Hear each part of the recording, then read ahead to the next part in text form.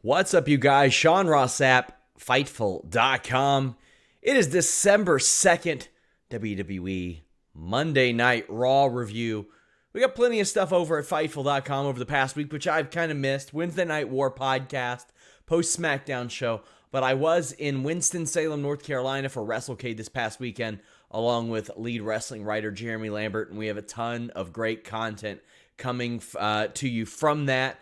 Check out FightfulSelect.com. It's the most direct way to support us. We got some scoops going up there almost every single day. But I also reviewed WrestleCade and Starrcade, so check that out. But let's get down to Monday Night Raw, and we are joined by the one, the only Denise Salcedo. Denise, how are you?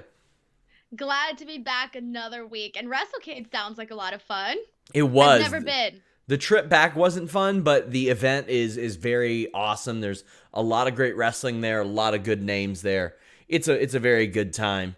It's also a good time when you guys send in your questions. You can send a super chat, any amount, get your question or statement read on the air live here at youtube.com/Fightful. But if you want to ask as many questions as you want, all you got to do is subscribe to FightfulSelect.com. I have a Q&A show going up this week. The Q&A form is up. So go head over there, subscribe. But if not, we'll read your super chats here. The first one is Young Bibby saying, do you have any idea when Liv Morgan is coming back? I have not a clue. All I know, Denise, I may have mentioned this to you a few months ago, but she had been taken off TV after her match, I think, with Charlotte, where she said she was going to get real. And then maybe a month or two later, she was about to wrestle Ember Moon in a dark match, and somebody was like, whoa, you're not supposed to be out there until you're repackaged. And she hasn't wrestled at all. They sent Heavy Machinery out in, like, basketball shorts and sneakers to wrestle instead of her. So, no word on when she's coming back. It's really making me more curiouser to see, like, what this new repackaged look is going to be like. What are we going to be seeing differently? Like, the hair, the makeup, the clothes. What exactly is going to happen? What's the story, and why the holdout? You know, it's been, I don't know how many months now. So but it's keeping me excited to see what their new ideas for her are. And Young Bibby mentioned it was also weird to see Tony Nese on Raw. Is he being promoted? I just think they're just using him wherever they can fit him in, and I think that just was a spot that they needed him in, so they added him to Raw. Nick Wolf says, Sandman would not approve of this podcast.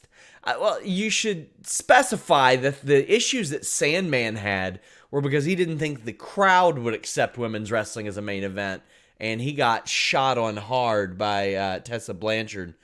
Perhaps appropriately so, but I completely missed that. Yeah, he apparently told the women who were main eventing a WrestleCade show, like, oh, the crowd wouldn't accept this, but I don't know how else to put this. All due respect to him, but who gives a shit what Sandman's old ass thinks? Who cares?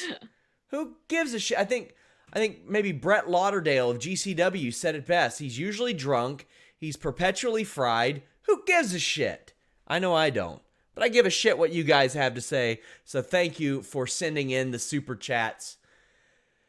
Monday Night Raw. Denise, I think it was a hard show to get through, to be honest. I had a hard time. I thought the first hour was fine. The next hour and 40 minutes was probably a drag to watch, I think. Just because there was a lot of stuff that was kind of like, well, I don't really care about that. But everything else was okay. I liked the ending. And again, the first hour of Raw. Like, there wasn't anything that was terrible on this show to me. Like, I didn't look at anything and go, man, that was terrible. But there was a whole lot that I pointed to and said, that was pointless. Like, well, that's what I'm saying. Like, there was nothing that had you say, like, oh, I really care about this right now. Like, there was some things where I was like, okay, I know why I'm watching this, and that's it. So this, I think, would have, while it's a completely forgettable 3-hour Raw, I think this would have been a good 2-hour Raw. I think I would have walked away from this and went, all right. But I didn't need that 6-man tag at the end. I didn't need it. I've seen every iteration of that. I've seen every pointless version of that. When Raw first moved to 3 hours after Raw 1000, I was like, okay, cool, longer matches. They're getting some better workers, whatever. And I can't remember when exactly Raw 1000 was. I think it was in 2012, but pretty shortly after that, the Shield showed up. So you had these 3 fresh guys who were new to every single person on the roster, and they were able to go out and have 25, 30-minute matches that were fresh, they were new acts, and it was different. I'm sorry, but Humberto Carrillo isn't doing it for me. He still hasn't gotten there for you. No, there's not a one thing I got to see from him, because after 2 weeks, I've seen everything he has to offer. I will say, I liked the opening segment. I dug that. Well, with the opening segment, I could not believe just like how the crowd was just like hating it, like completely hating it. And the one thing I wrote down in my notes was the crowd is not having it at all. But I did think that it worked in that sense, where people are just not getting behind Seth Rollins. But at the same time, like, I don't know, it's making it really easy to cheer for Kevin Owens. That's for sure. Yeah. The Kevin Owens thing, I love that he didn't fall for the trope. Now, what is it that we're talking about? AOP are shown backstage. They speak in Albanian to Charlie Caruso, who was working her ass off tonight, by the way. She says that she needs a translation, and I think they called her beautiful or something. But Seth Rollins comes out and apologizes for the things that he said last week. Said he was trying to fire up the Raw roster, but Kevin Owens isn't buying it. Uses a Meghan Trainor line on him. I don't know exactly how I feel about that, but he also drops bullshit live on the air. And it was really drawn out. He worked it up and then did it, and I was like, okay, whatever. But he doesn't believe that Rollins is sorry, or that Rollins doesn't know about AOP's involvement in things. Do you think he does?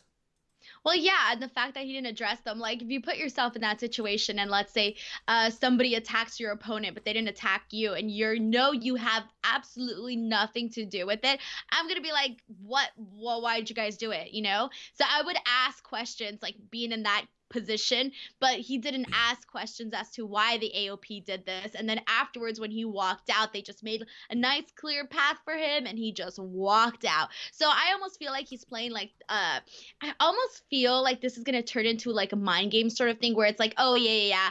Where in reality he was, part of the AOP, or this was a plan that was worked all along, but he was trying to pass it like it wasn't, and he's still the good guy and he has everyone's best interest in mind. So AOP come out and challenged Kevin Owens and Seth Rollins to a match. Rollins is all about it, but Owens isn't falling for it. And I like that he didn't fall for it, at least per his suspicions. Because for all we know, this is all a ploy by Kevin Owens or Samoa Joe or somebody else. But Rollins leaves and AOP allows it. Owens wants to fight AOP, but then they leave. Do you think that this is going to go the direction they're teasing? Because I kind of hope it does. I don't think predictable is bad if it's a good thing. If the end game is good. I prefer predictable as in them joining up together but having it like in a good way, like you said, then just have it be something totally messed up where you don't even understand what's happening anymore, that kind of storyline. So I like where this is going so far, especially because if people keep pushing Seth Rollins over the limit, eventually he's going to crack and say, hey guys, I joined up with the AOP, who are these bad guys and are the only people that are, doing something, or whatever the storyline may be from that. But I think that they should keep it going. But I think we're going to need some answers pretty soon, though. Yeah. And I'm okay with this because AOP, I think, are wonderful characters to utilize on this show. They're really menacing and big, and they're legit badasses, too. I dig that. I enjoyed the opening segment. I like the question marks around that. It's the Roman Reigns thing where he got attacked was a whodunit and you didn't quite have answers, but it sucked.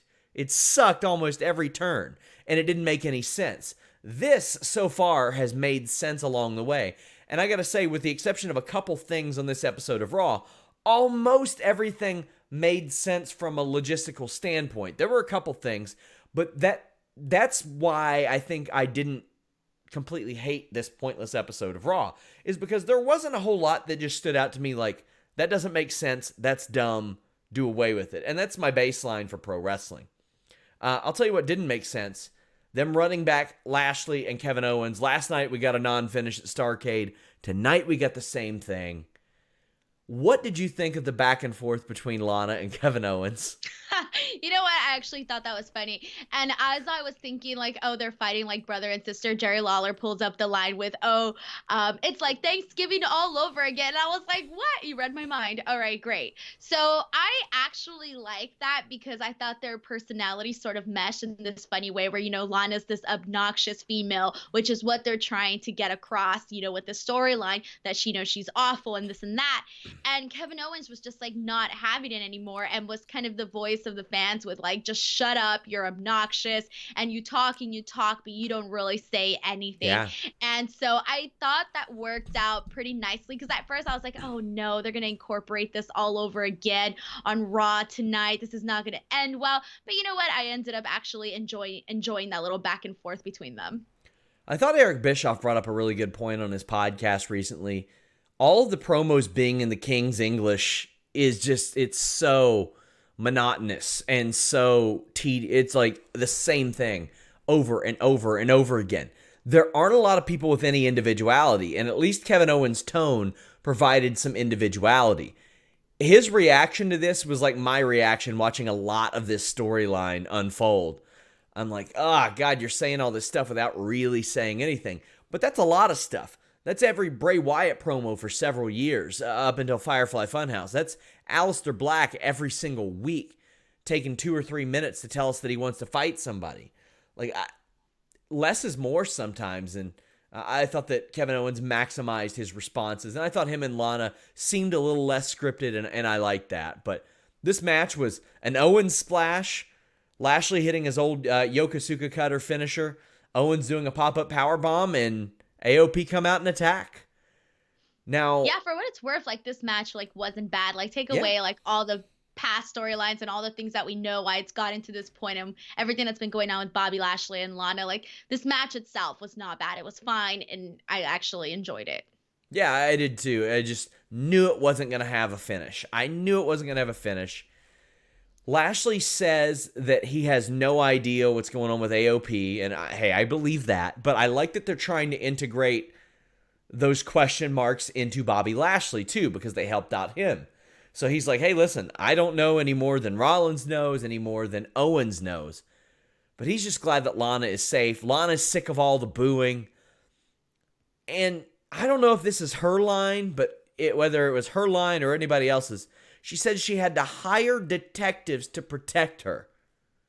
I've never had to hire a detective before, but I'm pretty sure it doesn't work like that. Yeah, it definitely doesn't work like that. I watched enough Pretty Little Liars to know it doesn't work that way. Then you know all about long, drawn-out, pointless storylines if you watched Pretty Little Liars. For sure. Rusev's kind of stalking Lana at this point. And he's over, but man, homeboy's a creep. He's a creep. He shows up and he like dances and kicks Bobby Lashley in the face, but he's super over. Big time over right now. So, despite what I think of the storyline, the man is getting big reactions and big chants, Denise. But he's always been that way, though. Like, with anything that he's done. I mean, look how over he got Rusev Day. With everything that Rusev has done, it's worked, And yeah, like, this is an odd storyline, which, like, even though some people like it, some people don't like it, the majority don't like it, but it's still odd enough to get your, to make you pay attention because something weird is going to happen and we all want to talk about weird. Like, I've been thinking about this storyline and I've been trying to put myself in the head, like the mind of the the people putting this together, and I started thinking like, what gets people talking on social media, like with anything, any topic, weird stuff, bad stuff, or like whenever someone says something really dumb that they invite cancel culture into it. So I thought to myself, okay, well then this is probably the reason why they're doing this storyline, just so that there could be something that people are talking about, that it doesn't matter if they're hating on it because at least they're talking about it. But going back to Rusev, everything he does has been getting good reception from what I remember. And that's a good point. Like, I've watched some pretty solid matches that I didn't really comment on because I'm like, okay, it doesn't really stand out from everything else. But this Lana, Lashley, Rusev stuff, for better or for worse, Does get people talking. So the detective notes that he's a WWE fan and then says, we do things a little bit differently here, and arrests Lashley. But for what, Denise? I don't know. Honestly, I just thought it was kind of like silly. I was like, okay, this is just too silly for me. But I did like when they did arrest Lana, because you can tell that she was having like, it was just funny seeing her walk in the heels while getting arrested. She was like teetering, tottering. Yeah. I thought that was hilarious. And it added to her character where she's like, this, ditzy blonde girl, not ditzy blonde girl, but she's this blonde girl that's pretty much just dramatic and causing all of this drama. So if, I don't know if they've got like a follow-up for this. If the follow-up is that Lashley was wrongfully arrested, then okay, good, that makes sense. If they don't follow this up, he really needed to like shove or nudge the police officer or something to do that, because right now I'm seeing Rusev stalking his wife and her new boyfriend, and I'm seeing Lashley being wrongfully arrested. Lana slapped the detective that she hired apparently and is arrested, and that was fine. And she said she was going to sue everyone. I thought that her hissy fit was great. I thought that she played that off well. There's a lot of good and a lot of bad about this, but there's so much good and so much bad that I can't really decipher one from another at this point, Denise. It's just there's things where your intellectual self knows it's bad, Yeah. but your self that likes to see a car wreck is the side that is, eyeing this and, following the story along and whatnot. Yeah, deep down, I wish this was like The Sinner or Fargo or something like that. But it ain't. Bill Pullman is not going to show up. Like, it's not going to be like that. It's Rusev, Lana, and Lashley. It for sure is not. But you will say this, it's been a roller coaster since that happened. Sure I still has. remember when they came out and they did that, that fish kiss, and they were like, it just came out of nowhere, out of the blue. And I think about where we've been from there to now. It's been a roller coaster. Think about that. Like, a couple weeks before that, none of these people were on TV at all. They were all gone. Man, Joseph Farley says, I feel bad about having a Sandman koozie now. Go Wildcats, I guess. This is for the swear jar. Poo poo pee pee. I watch Disney Plus over Raw. I haven't gotten Disney Plus yet, but I'm gonna very soon. Yeah, I need to.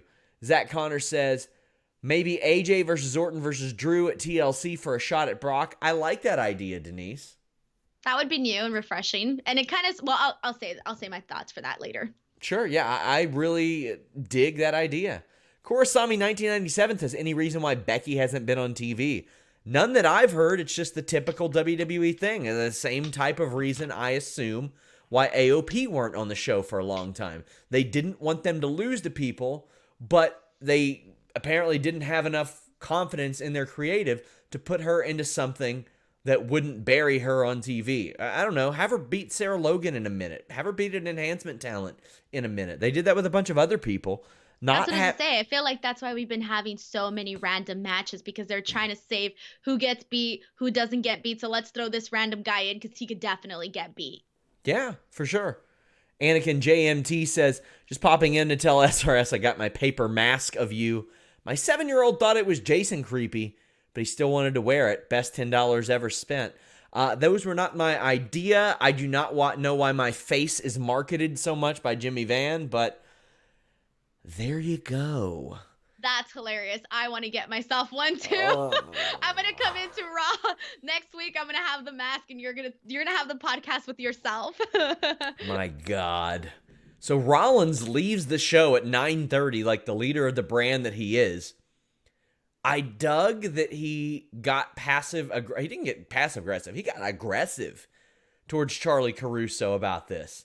He was like, I can never win. I can never do anything right. And if you were to look at him on social media and some of his behavior and promos, you would believe that he's like that. He tries really hard, both legitimately and in character, to be the guy of Raw. But a lot of people just don't want that. A lot of people are pushing back. Getting a lot of 96 Shawn Michaels vibes here, where by the time Sid is busting a camera over the back of Jose Lothario, the crowd's super happy about it. I'm seeing a lot of that out of Rollins. People are ready to see him get his ass kicked, something proper, and he's starting to understand it, Denise. I think it's hilarious that you were like, oh, I'm getting Shawn Michaels vibes. And when he was saying like, oh, it wasn't my fault, I was like, who is he, Gene Snitsky? It wasn't my fault. That's what popped into my head. But that was actually pretty aggressive.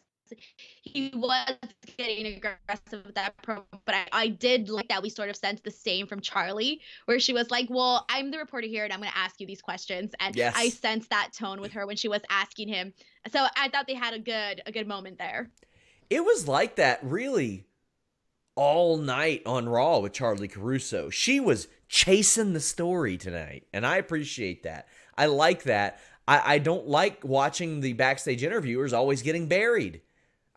They're back there trying to find out information. Let them in character try to find out some information. I thought they handled Charlie Caruso fantastically, but not quite as fantastically as this Drew McIntyre segment. I loved this, Denise. This was about as good a 3-minute, 2-minute match as you'll see. I thought it helped Drew McIntyre. I know a lot of people didn't like Tozawa getting buried, but this wasn't about Tozawa. It was about Drew McIntyre, and Tozawa has been all over WWE TV of late. NXT, Survivor Series, Raw. He's been getting used. He's very good, but he doesn't have to get his ass beat by Drew McIntyre because he beats his own ass on that dive when he ate the floor.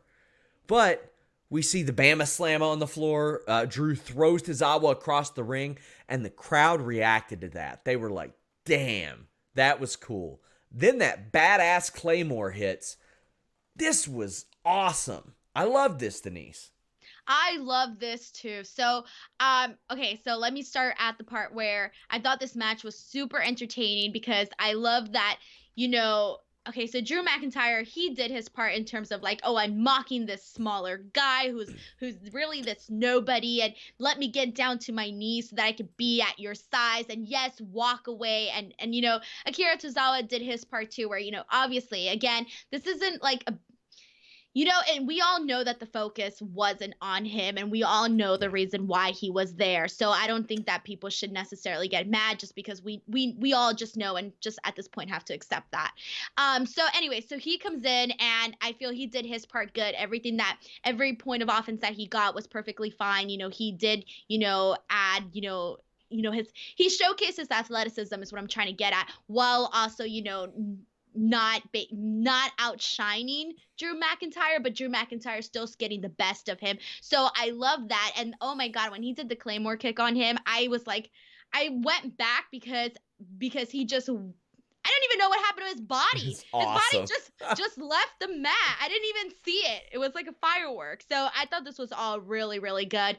And when Drew McIntyre did cut the promo and he was calling out Randy Orton, I was watching on my computer on a stream, and it cut to commercial break, which I don't know if that happens to everybody. It did. Okay, it did. All right, perfect, because that was awful. That's the only thing I didn't like about this. Yeah, that was weird. And the match was great.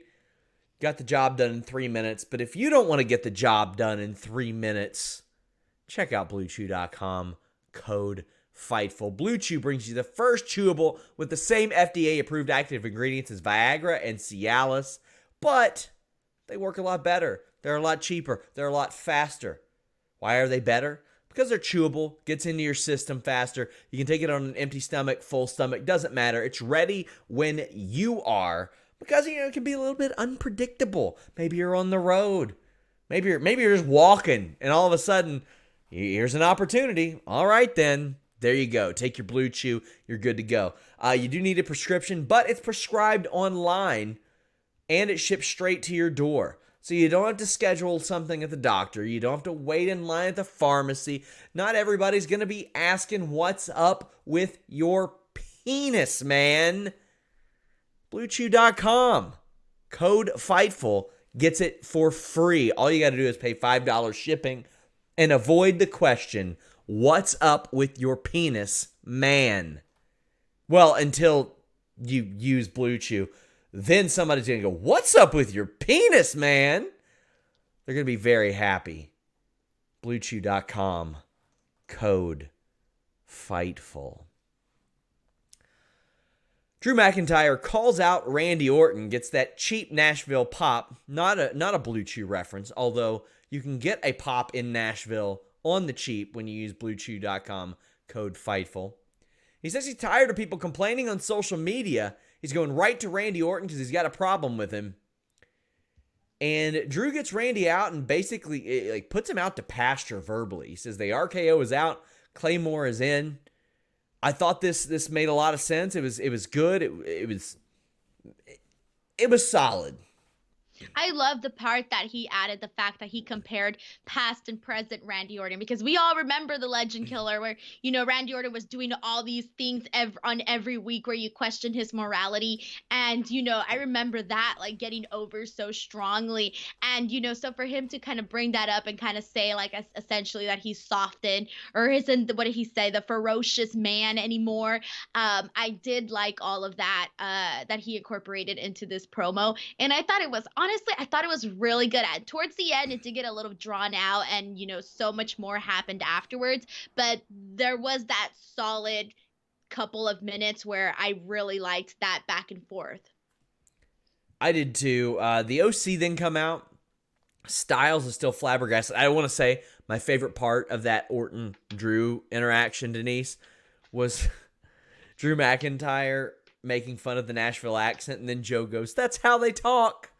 When I went to Nashville, that was one of the things that stood out to me, and I was like, man, I didn't realize that it was a thing. Oh yeah, big time. Here too, I've tried to get rid of mine a little bit, but it still pokes through quite a bit. I don't hear it that much, to be honest. I've heard accents that are just where you're like, wait, what are you saying? I need to rehear this. There are some videos of me online 8 years ago when I first started to do video, and my accent was really pronounced, but I worked on it. I did some speech therapy, and I talk slow now, but I talked really slow back then. So, I mean, it takes a little bit to kind of get rid of it. I gotta find those videos. Oh, no.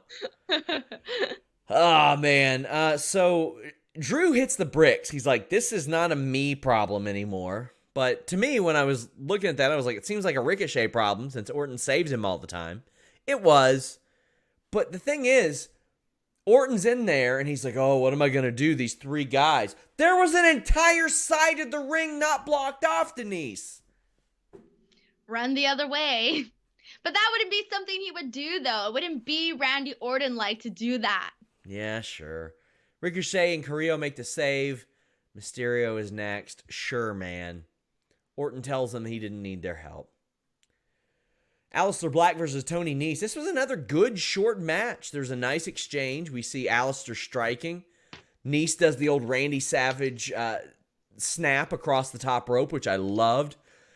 There was a spot where Aleister Black tried to get his knees up but couldn't in time, and it looked like Nese just moonsaulted his leg. I didn't like that, but Joe covered for it.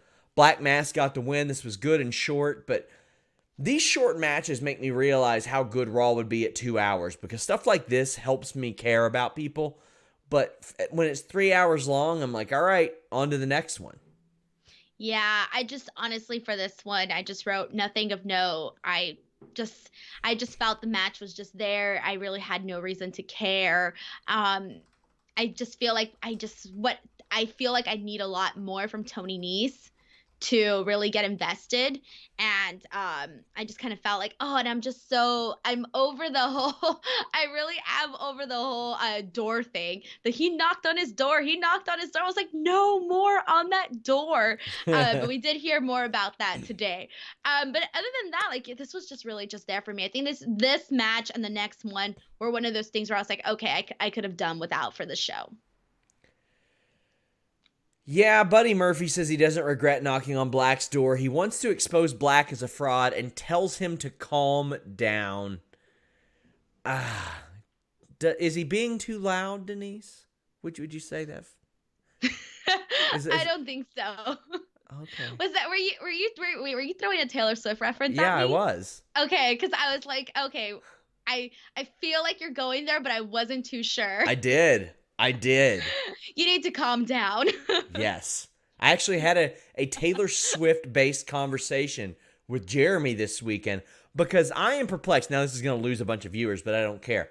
I want to know if when she re-records her songs, if she's going to bring back the accent for some of them. You know, when you said earlier that your accent has gotten better, I was going to tell you, do what Taylor Swift did. Just make her accent disappear like this, because once 1989 came out, that accent was gone, long gone. Yeah. So, like, I wonder if she's going to bring it back for that, because a lot of times when you re-record, you try to make it as close to the original as possible. But let's be realistic. Like, as soon as those songs release, like, the entire top 40 is going to be her re-release songs because of her crazy fan base, Denise. Oh my God. We're here to talk about wrestling. Anyway.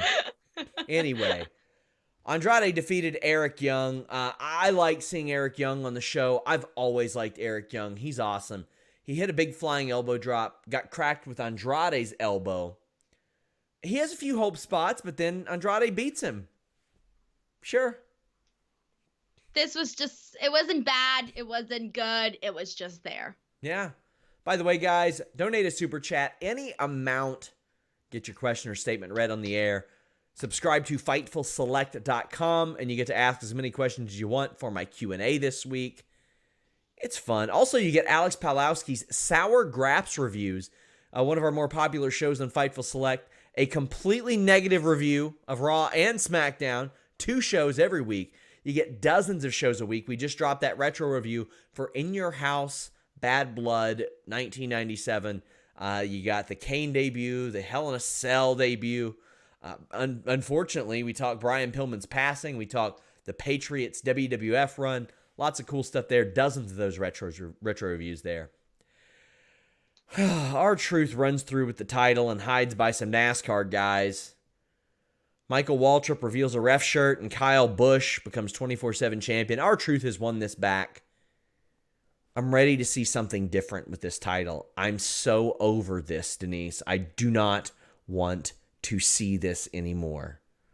This segment was like super geeky, but like cute at the same time, because you know that they had a really good time, doing this. But it was so nerdy, like so nerdy. The moment just came across as very like, okay, clearly they have to go ahead and, turn on him and, essentially get the belt off of him. And then the celebration was really funny. It was what it was. So, like, if it ain't Hermie Sadler, I don't care. And only people that watched TNA like 15 years ago will understand that. But Hermie Sadler used to promote like indie events, and TNA would co-promote. But he had a segment where he like ripped his shirt off, and he wasn't in like great shape.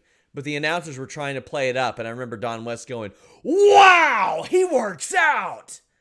And I was like, he's about to get his ass whipped. But that sounds like something Don West would say. Yeah, I love Don West, though. I loved his commentary. His enthusiasm. Another squash match. Another Eric Rowan bag promo, Denise. Yeah, that was just there. I took the liberty of trying to guess what is inside his cage sack. I don't know what it is. But, and the people were having fun with that on Twitter today. I put that it was going to be those little robot dogs, those ones. Because I remember when you said, like, oh, maybe something with a camera. I was like, what about a little robot dog with a camera? I don't know. If you want people to have fun with your sack, check out BlueChew.com. Code FIGHTFUL. And what's in your sack, at least for now. Conga Line tries to look into the bag, then they die. No Way Jose comes to help. Gets beaten up. 2 Iron Claw slams do the job. He will not tell Sarah Schreiber what's in the bag, but possibly the most surprising thing about this is Charlie Caruso got a breather here. She was running everywhere, and Sarah stepped up and did some work. Yeah. That's really all there is here. I do like to see, like, how, like, because I feel like some shows it's very, like, some shows they do, like, half and half, where you can tell it's, like, shared, and then other shows it's, like, one person. So I definitely think that was a good breather for her. I could only imagine like all the stress. Kabuki Warriors defeated Charlotte Flair in a handicap match. Charlotte had challenged the Kabuki Warriors to this match. Asuka and Kairi have new music. What do you think of it? I thought it meshed well. I didn't mind it, but I did notice it right away that it was very I don't know. Generic? Yeah, I guess you can say so. Generic to like, very typical to like how the person looks is the music that they match it up to. That's how I felt about it. So I liked it a lot better than their mashup theme because those are lazy, but there's been a lot of talk lately, and I haven't found out any information about CFOs leaving WWE. I reached out to him for an interview. I've tried to find out what I could, but just haven't found out anything. And a lot of the themes, the new themes, are so uninspired and generic and lazy. And there were a lot of the CFO's songs that I didn't like. But when you got one group producing so much music, they're not all going to be winners. Like, I remember for a while you had, like, minute-long loops of every... Like, Dean Ambrose's theme was a loop every minute. And I was like, okay. I didn't like Seth Rollins' theme. I still don't like Seth Rollins' theme. But... I actually like the Kabuki Warriors mashup theme better. Really? Yeah, I liked it a million You're times the more one. than what they have now. I liked it. I remember you said you didn't like it. I was just stood quiet. I was like, I like it. No, make sure you tell me this stuff. That way we can argue on the air. I had somebody say that we don't argue enough on the air. How dare you like that garbage? Well, that is because I am afraid of confrontation. Do but it? No. I liked that song. You know which song I don't like, and it bothers me to no end, is AJ Styles' song when he comes out on his own. I can't stand that song. It drives me nuts every time I hear it. Excuse me, I've been ma'am. mad about this song since he came to the company. I've been mad. I can't let the song go. It's the DMX No Sunshine knockoff. It doesn't match his personality. He's a country boy with that farmer strength. It doesn't match his personality. It drives me nuts. Oh my god. Is this a good argument? I'm like, we're arguing about theme songs, but I just had to say it. Like, I think it's like his songs that he had in TNA were awesome, and I was like, man, I'm really upset that I can't hear those anymore. Dale Oliver did those, and it seemed like a very Tool inspired song that he had in TNA, and I loved that song. But I liked the okay, let's hit me. I mean, this is going to be a fairly short review. Hit me with some more that you don't like. Oh, snap. I'm thinking. I don't like. I'm trying to think of a few more. I actually don't like the Seth Rollins one either. Yeah, it sucks. It's garbage. Yeah. No, I just don't like the hearing that constantly over and over again. I'm trying to think. I think everything else is fine. It's really just there. Mm-hmm. Hey, you know what? I think I'll think of it when I hear them. When I rehear them and re-listen to it. I'm going to make a list now. Every time I hear a song, do I like it? Do I not? We'll talk through some of these because I'm probably going to isolate this clip because it's the only talking point worth isolating on this entire show. Call me biased, but I like Matt Riddle's because it's a play off of him using the Nate Dogg, Warren G Regulator song, and I think it fits him very, very well. I think Dreams has a really good one. Oh, Velveteen's is amazing. Love that one. Amazing. I dig Samoa Joe's, always have. Jimmy hates Rusev's. He thinks it doesn't fit Rusev anymore as a babyface. What do you think? I don't think I've paid enough attention to that song.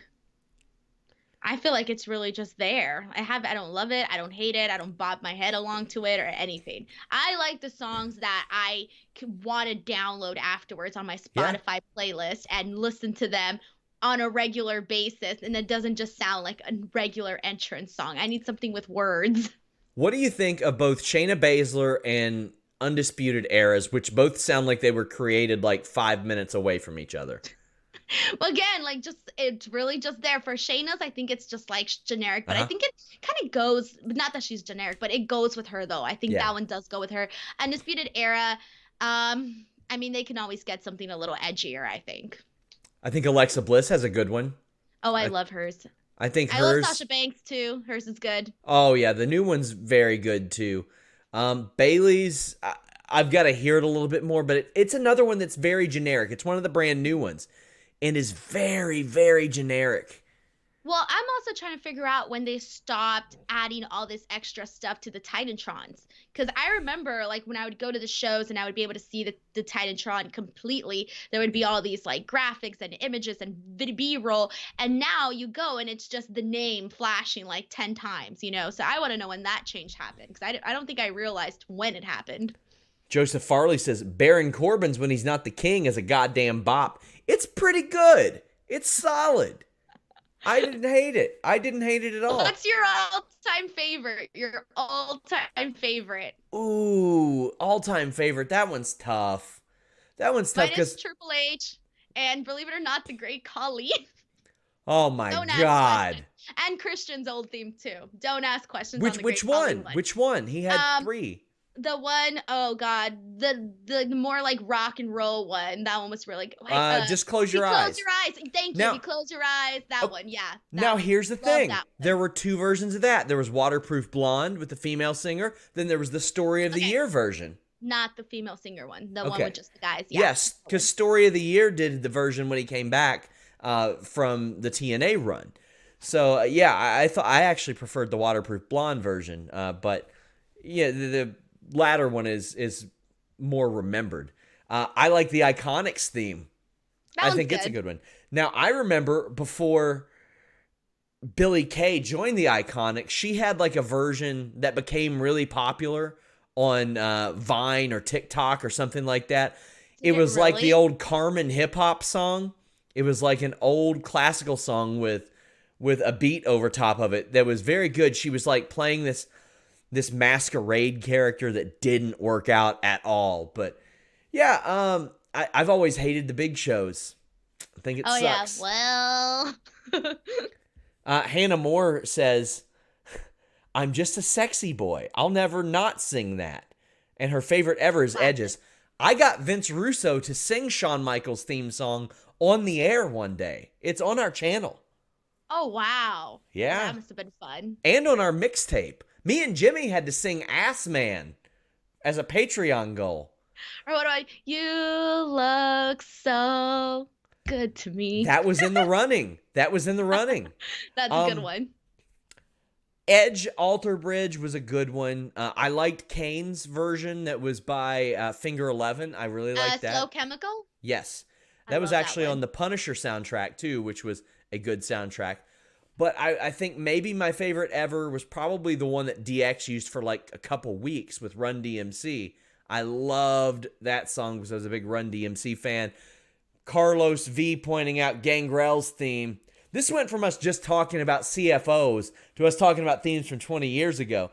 Maybe me and Denise will do a podcast one day. Yes, please, because I had all the CDs, okay? I did too. Forcible Entry was my jam. By the way, super questionable name looking back on that. Like, oh, dear Lord. I didn't think about that. But a badass CD. That was a very good album. One day, to that one. One day, myself and Denise, and maybe we'll get like a third voice on here as well.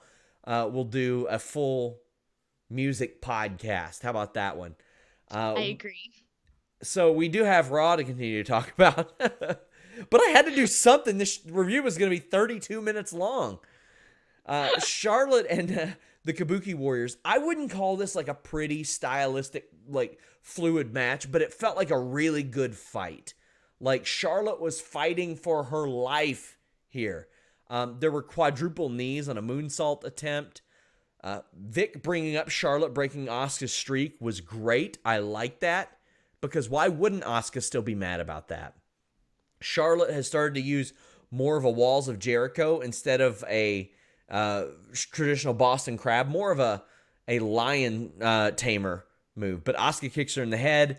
We get a sit-down powerbomb out of an armbar, and Kairi Sane picks up the win when Charlotte has Asuka in a figure 4, figure 8, and then Kairi hits that insane elbow. I thought this was a lot of fun. I thought they did a lot of really good stuff in this match. They did a lot, period, in this match.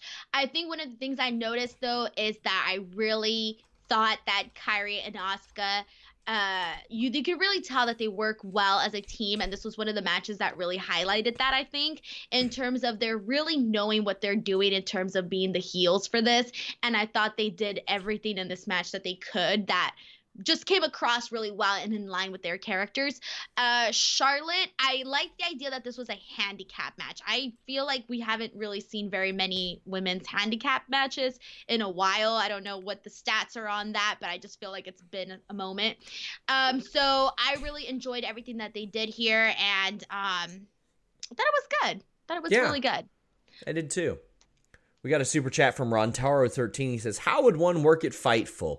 My DMs are open, but my email is in my bio. You can send samples and that sort of thing right now. It's best to be able to do a little bit of everything. Not hiring per se right now. I would never ask somebody to work for free, but hey, if you got something you want us to run, we'll probably run it. But we are considering adding some interns here and there, but right now we've kind of got our staff where we want it. But that changes from a month-to-month experience or a month-to-month period, so you never quite know in that regard. By the way, somebody brings up John Cena's music. If you all haven't heard Untouchables, that was a song that he did. I can't remember if it was on an album or his album, but that's what I always thought would be his heel theme if he did it, and it was a pretty good song in general. Viking. See, I'm telling you, everybody wants in on this conversation. Yeah, we're doing this one day, and it's gonna be a live stream so people can chime in. Viking Raiders crush some jobbers. You know the drill. That's what they do. There's a cool double knee to the chest spot, Denise. But the Viking experience win it, and then that's it. Yep, they're still doing the same thing, though, that they've been doing every week. I honestly thought they were going to go a different direction with AOP in terms of I thought we were going to see them, sort of in the twine together. Obviously, that's not the case. That would have been maybe too predictable or whatever you want to call that. But I just feel like I think we need something for them too. I'm tired of these weekly, just like beating up some random guys that I really don't care about. I'd rather them bring in like the headbangers for one night and have them beat them, or just have them beat somebody who people know, or just anything. Well, I wanted Humberto to beat up Ricochet with like a lead pipe or something. Like I did not need another meaningless 6 or 8 man tag. And that's what we got. The work was fine. The work was good. But I see everything that WWE lets these guys do in like 2 weeks. And when there's 6 dives in one match, and it's the same dives I've seen every week for a freaking year, I don't need to see it anymore. Did you find anything special about this? Well, at first, I want to say I wanted to know what your thoughts were on the promo that they did backstage, because I don't know. I don't know. I wasn't too crazy about. I just feel like Ricochet came across like super, I don't know, airy or something. I think that needs a little bit of work. Umberto wasn't as bad as the past ones that he has done, so I think I've seen some improvement there. Ray was fine. So that was just a little bit weird, but the match itself, though, I thought the match was really good. I thought it was fun. I thought they all did, something different. I thought that AJ deserved to get a win back, just because he just lost the US title. He needs a win back. He pinned the right person with Ricochet. And that was pretty much. Oh, I did like when the OC, when they were saying we're the best tag team in the world and he's phenomenal. That line killed me. I don't know why, but I just found so much comedy in that, and I couldn't stop laughing after that, because he just went, I forgot who it was. He just said, "Oh, and he's phenomenal." That was funny. Yeah, when they get a microphone, I almost always enjoy them. Same couldn't be said for Mysterio, Ricochet, and Carrillo. Ray is doing the best promo work of his career this year, but this wasn't it. Ricochet's promos are painfully scripted, and like you said, Carrillo was better, but better isn't good. So, each man takes turns getting their beatings, and Styles wins with the Super Styles Flash. I've seen this. I feel like I've seen this match 100 times this year. I feel like I've seen this same pointless match 20 minutes, 100 times this year on WWE TV. Orton shows up in RKO Styles. Neat-o gang. Cool. Wow. this show could have been so much. We didn't need the Rowan segment. We didn't need this match. We didn't really need the Viking Raiders segment. That's probably about 40, 45 minutes. If this was a 2-hour show, I would think, man, this is a pretty solid show. Pretty damn good show. The way I'll put it now is it wasn't an offensive show.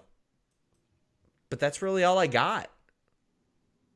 What do you... Yeah, I think, it was just really the fact that there were certain things that you just had no reason to care. I mean, there was at least 3 or 4 matches in there where you were like, okay, yeah, I'm seeing this guy that I haven't seen in a while. That's great, but I don't have a reason to care because this is the same variation of what I saw last week or what I saw the week before, So I do feel like there was probably a little bit of a new chunk of something that could have been added somewhere along there. But yeah, I do agree with the fact that if it would have been, a shorter but I mean, I feel like anybody can have that argument. The fact that I don't think there's one person that thinks that Raw should stay 3 hours. I think everybody would say Raw should go back to 2 hours because I feel like if they did that and then they put the best of what we're seeing in those 3 hours, it would be like more pleasant to like watch and stuff. But other than that, like there were certain moments that I did like, as I mentioned earlier. But yeah, I just think that there's some stuff that was like, okay, I'm not here for it. Every week Ricochet's tagging with somebody. Every week the Viking Raiders are beating jobbers. Every week Eric Rowan's beating up somebody trying to look in his bag. Every Andrade, week, every week Andrade's beating some guy in a few minutes, and that's fine. Every week, R-Truth is losing and winning the tag or the title. Every week, Aleister Black is either looking for a fight or beating a jobber. Every single week. And Seth Rollins is cutting a promo every week. Every single week. My God. Make sure you guys leave a thumbs up. Make sure you guys subscribe to our channel. This weekend, it's the fucking fight of the century, guys. It's going to happen. On the 7th, right? Yeah. I'm giving away a free code on my Twitter, guys, so go retweet it and follow me. Who do you think's going to win this fight, Denise? Tito Ortiz and Alberto Del Rio? I was talking about a whole different fight. Really? Yeah. What fight are you... I was thinking of the boxing match with rematch in Saudi. Joshua and Joshua and Ruiz. No, not yet. No, the real. You cover boxing as well. Yeah, so of course. For a second, that's what I was thinking of. Because I just watched the first match, believe it or not. Because I'm not a boxing fan, okay? But I was just watching that match, so it's fresh in my head. And my aunt was putting over how she's gonna watch it at home on the 7th and all this. Yeah. And we're talking about the Saudis. You name it, that's the match that was in my head. Well, so that's happening. That's happening this week. That's happening this week. But it's the prelim undercard jobber fight for the real main event. Tito Ortiz versus Alberto Del Rio. I would be shocked if Alberto Del Rio made it out of the first round. He was 9-5 in MMA, and people keep bringing that up. Oh, well, he fought before. There are levels to this shit, guys. And Tito Ortiz is not the guy he used to be, but he is still active, and he is a former world champion MMA fighter who has not taken 10 years off to go bump every day of his life. Oh my God, Ortiz is going to slaughter him. I have word that there will be more pro wrestlers competing in Combate very soon. Sexy Stars on that show, though, too. Interesting. Yeah. Devin Zine says, finally caught the live stream, sending my support. Thank you so much. Denise, tell the people where they can follow you on social media and what you got going on these days. Oh my gosh. I am killing myself on YouTube. I'm doing 13 days of Taylor Swift because her birthday's on December 3rd. So from December 1st to December 13th, I am doing 13 original videos on YouTube that premiere every morning at 7 a.m. Pacific Standard Time, and it is a lot of hard work. And other than that, I'm doing a bunch of other stuff. But you guys can check me out on youtube.com/Denise Salcedo. And as soon as I'm done with 13 days of Taylor, I will be posting a bunch of other random stuff.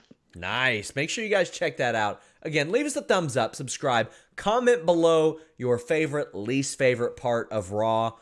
We are back Wednesday for the Wednesday Night War. We might be here for Listen Ya Boy.